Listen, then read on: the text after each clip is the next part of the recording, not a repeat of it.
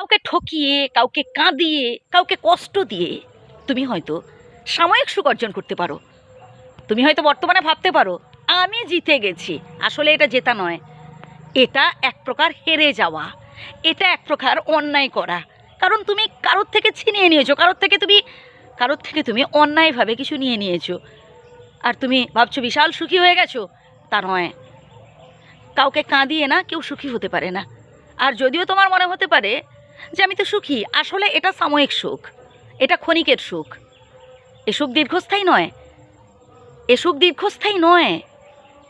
যদি কিছু অর্জন করতে চাও, কষ্ট করে নিজের যোগ্যতাকে খাটিয়ে অর্জন করো, বুদ্ধি দিয়ে অর্জন করো, কষ্ট করে পরিশ্রম করে অর্জন করো। দ্রুত সফলতা, রাতারাতি কিছু পেয়ে যাওয়া, কষ্ট না করে পেয়ে যাওয়া, মানে যাকে বলে না সারা বছরটা পড়বো না, না পড়ে পরীক্ষায় পাশ করে যাওয়া। আসলে তো একটা সময় ধরা পড়ে যাব আমরা, তাই না?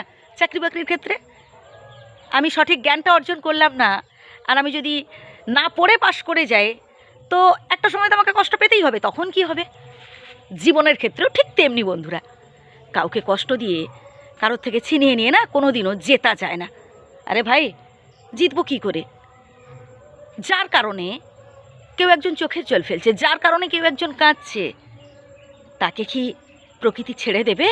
প্রকৃতি কখনো ছেড়ে কথা বলে না। প্রকৃতি সুদে আসলে ঠিক ফিরিয়ে দেয়।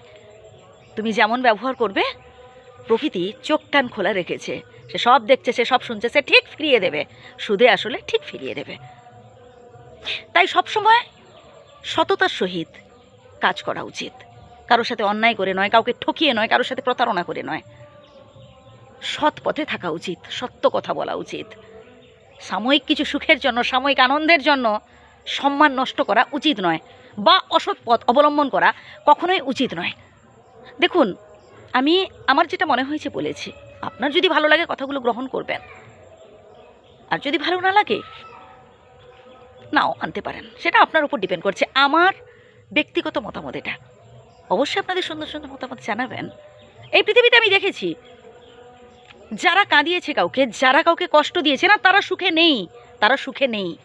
হয়তো 2-1 বছর খুব আনন্দে কেটেছে তাদের, 2-1 বছর খুব হয়তো সুখে কেটেছে, কিন্তু পরবর্তীকালে তাদের কষ্ট পেতে হয়েছে, পরবর্তীকালে তাদের কাঁদতে হয়েছে, পরবর্তীকালে তাদের দুঃখ পেতে হয়েছে, এবং পেতেও হবে। এটাই স্বাভাবিক, এটাই বাস্তব।